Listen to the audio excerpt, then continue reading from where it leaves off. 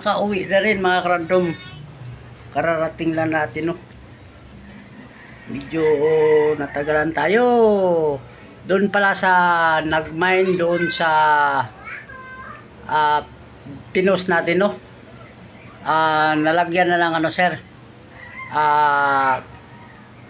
Meron tayong stock nun, sir, ha. 3 lang kasi yan. Okay na, sir. Pinalagyan ko na ng pangalan mo. So, antayin ko yung bukas ng alas 12. Nasa shop tayo, sir. So, PM ka lang or mag-comment doon sa ano, kung saan nakapost. Pero message mo na lang ako kasi minayin mo na yon.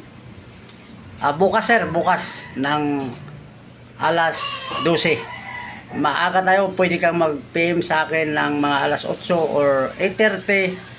Nasa shop na tayo para malagyan natin ng isend mo lang sa akin yung screenshot para mag-send din ako sa iyo ng may nakalagay Pito Gcash.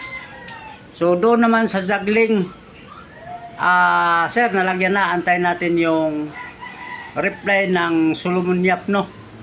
Kasi nandito tayo sa bahay. Antayin ko lang kasi pinapapicturan ko na may nakalagay Pito Gcash.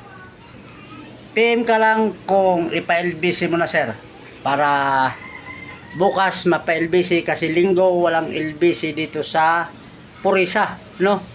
Magbigay ka ng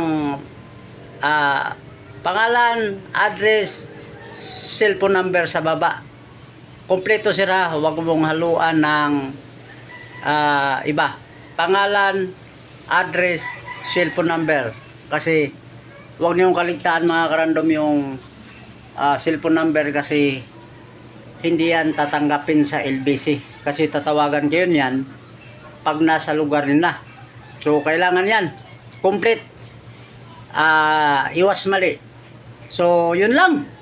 Alright, yan mga karandom. Maraming salamat sa pagsilip. Bye-bye!